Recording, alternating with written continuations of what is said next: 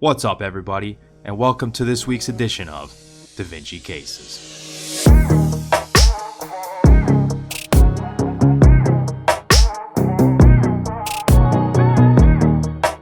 Alright, so the way this works is we've got a clinical case followed by a board-style question. So we're going to go through the question stem, point out the relevant clinical findings, take a look at the question and the answer choices, and then kind of divert for a minute and go through the relevant concepts to answering the question. Then we'll come back and apply those concepts that we went over to answering the question.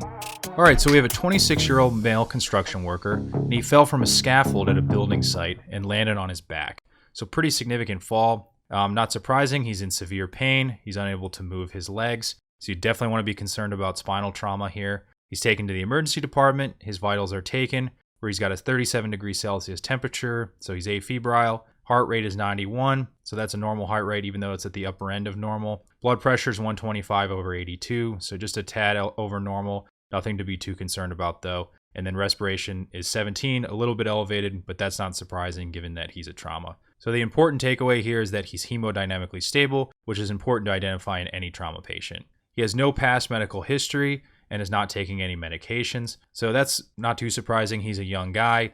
Again, he's got no chronic problems and he's not on any medications that we need to know about.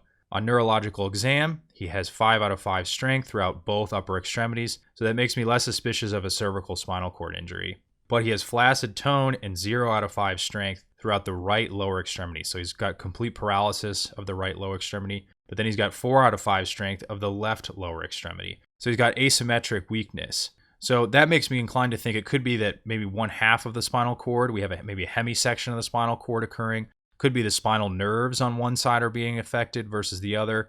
So definitely two things to keep in mind as we move along here. Sensation is completely intact throughout both upper extremities. So again, that makes us even less suspicious of a cervical spinal cord injury. But he does have decreased sensation to touch and pinprick throughout the S3 to S5 dermatomes on the right side. So that's what's called saddle anesthesia. That's in the perianal region. You'll see why that's really important in a second. And again, what's important to also know is that it's asymmetric. It's only on the right side versus both sides. The patellar and Achilles reflexes are absent in the right lower extremity. So again, consistent here, we have saddle anesthesia on the right side, complete paralysis on the right lower extremity, and then you have absent reflexes, and then 2+ reflexes in the left lower extremity. So normal reflexes on the left side here. He also has absent anal wink, and then he has a Foley catheter that's been inserted due to inability to control urinary leakage. And so that's important because it means he's got urinary incontinence. So one thing I want to point out here is that he has absent reflexes. So absent reflexes, or hyporeflexia, is what's called a lower motor neuron sign, and that corresponds to a peripheral nervous system lesion, versus an upper motor neuron sign corresponds to a central nervous system lesion. And again, that's because you have a upper motor neuron here in the central nervous system, and it comes down in synapses down in the spinal cord on a lower motor neuron.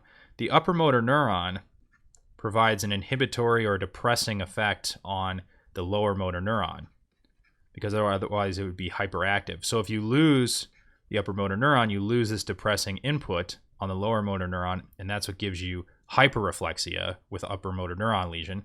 Versus if you have a lesion in the lower motor neuron, you lose that direct motor input as a part of the reflex, and so you have decreased or hyporeflexia. So the next step here is to summarize the key history and exam findings. So again, we've gone through this already, but just to summarize, he's a younger male. He fell from an elevated scaffold, landed on his back, severe pain, immediately unable to move his legs.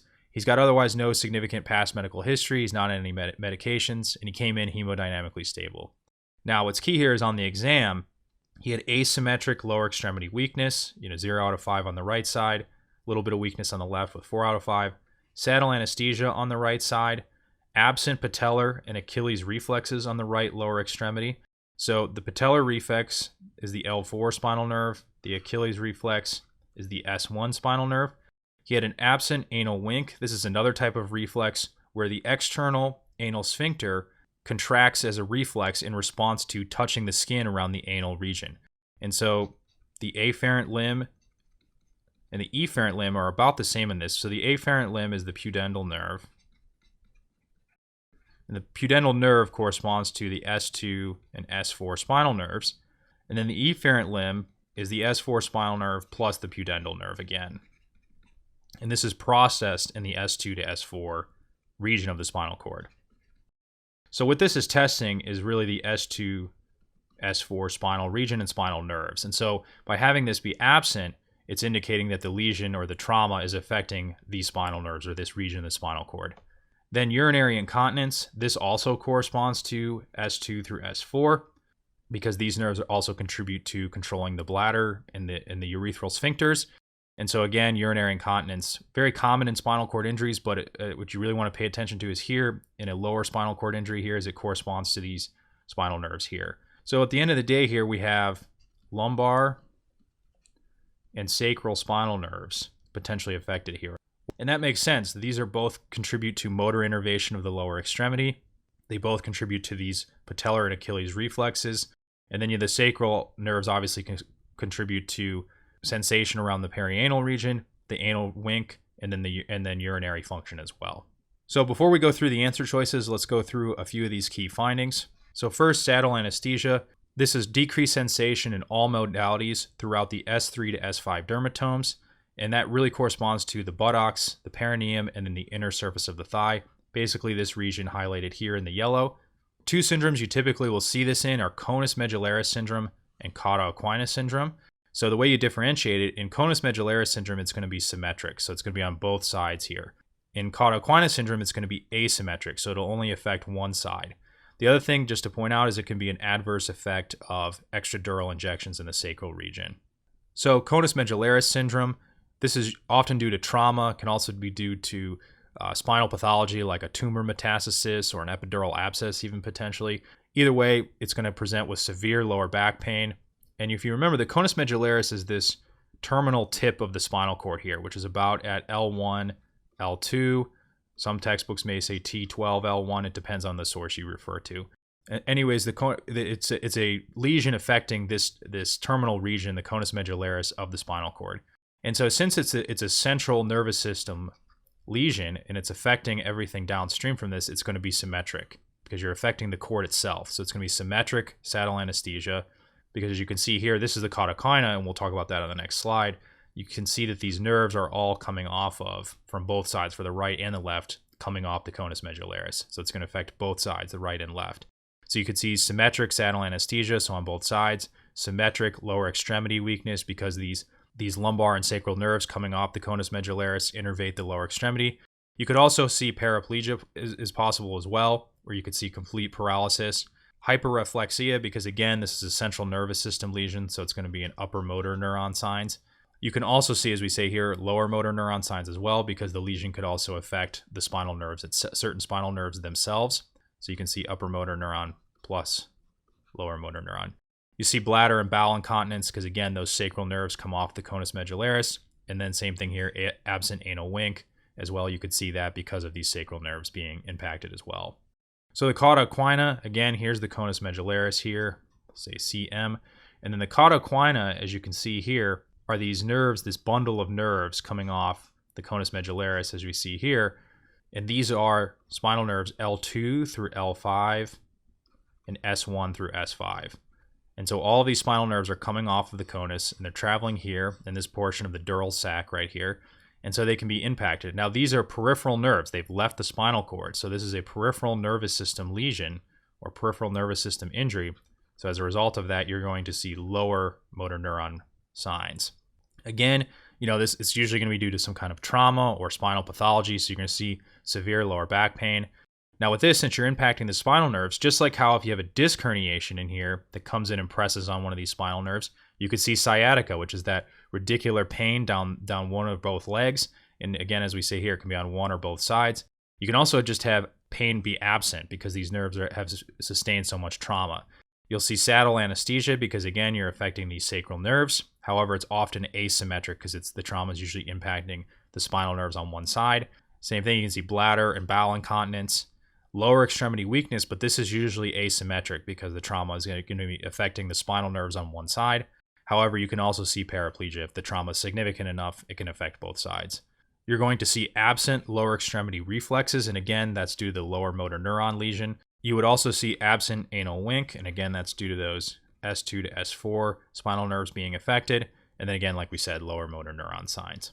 So the big way you differentiate Cauda Equina from Conus Medullaris syndrome is one, Conus Medullaris syndrome, you'll see upper motor neuron and lower motor neuron signs. And then things are usually symmetric, because again, you're impacting the spinal cord itself. So symmetric saddle anesthesia, symmetric lower extremity weakness, versus Cauda Equina syndrome, we'll say CES, you're going to see lower motor neuron signs, and you're going to see hypo or absent reflexes. And then it's going to be asymmetric saddle anesthesia and lower extremity weakness. So if we come back to the answer choices here, I think now we can go through some of these. So the first one here is syringomyelia at the C5 spinal level. Again, he has normal strength throughout both upper extremities. His sensation is also completely intact throughout both upper extremities. So it doesn't appear to be this, because with this syringomyelia at the C5 spinal level, again, if you have the spinal cord here and you have that central canal where CSF is traveling, if you have a cyst in here that's expanding like this, what this is really going to affect is you have this ventral commissure here, where you have these fibers from the spinal thalamic tract crossing over. And what happens is that the cyst will grow large enough and impinge on this and interrupt this crossing over of these fibers. And so as a result of that, you're going to affect pain and temperature sensation in the C5 and C6 dermatomes. So what you have is loss of sensation of pain and temperature in that cape-like distribution, so along the lateral aspect of the upper extremities. And again, you just don't see that here because his sensation is completely intact. So complete transection of the spinal cord at the T10 level. T10 corresponds to the umbilicus, so in the mid region of the abdomen. And so what you're going to have is that below the level of lesion, since you're completely transecting the spinal cord, you're going to be interrupting all of the spinal tracts. You're going to have loss of all motor and sensory function below the T10 spinal level. And this just doesn't correspond to our patient. He has asymmetric lower extremity weakness. With this, you would see total paraplegia, so loss of motor function in both lower extremities, loss of sensation, below this level, so in the lower half of the abdomen, in the pelvis, and then all the way down into the lower extremities. Again, you're just not seeing that with this patient. Infarction of the anterior spinal artery at the T10 level. So this is going to be similar except for intact vibration and position sense. So if you remember, if we draw a cross-section here of the spinal cord, the corticospinal tract is out here, and then you have the dorsal columns, which do vibration and position sense here, and then you have your anterolateral tract or spinal thalamic tract here. And you remember, this whole region is supplied by the anterior spinal artery. So you're going to lose all of this here. You're going to lose the corticospinal tract, the spinal thalamic tract, but this posterior region, or this dorsal column region, is supplied by the posterior spinal artery. So you'll have sparing of dorsal column function. So they'll have intact vibration and position sense below the level of the lesion. And again, this just doesn't correspond to our patient either, because they have asymmetric lower extremity weakness, versus with this, you'd have bilateral lower extremity weakness. Conus Medullaris syndrome, again, it doesn't appear to be this, because you would see upper motor neuron signs and lower motor neuron signs. You'd see hyperreflexia in Conus Medullaris. And the big thing here is that it's symmetric saddle anesthesia, versus you only see it on the right side here. And so it's asymmetric in our patient. The other thing is you'd see symmetric motor weakness, and our patient has asymmetric lower extremity motor weakness. So it doesn't appear to be Conus Medullaris syndrome, although the presentations between Conus Medullaris and Cauda Equina syndromes are very similar. And then lastly here, Cauda Equina syndrome, you're going to see lower motor neuron signs, which would be these absent reflexes. And then you're going to see asymmetric saddle anesthesia, which you see in our patient, and then asymmetric motor weakness. Really points us towards that the most likely lesion in this patient is Cauda Equina syndrome. Answer E. All right, that's all I have for you this week. Make sure you check back every Wednesday for new Da Vinci cases. In the meantime, subscribe to our channel for more videos, and then be sure to download the PDF notes for this video on our website at dviacademy.com. Also on our site, you can find our book and video packages for anatomy and biochemistry. And if you want to listen to Da Vinci cases on the go, the audio is available on Spotify. You can also follow us on Instagram for weekly posts and video.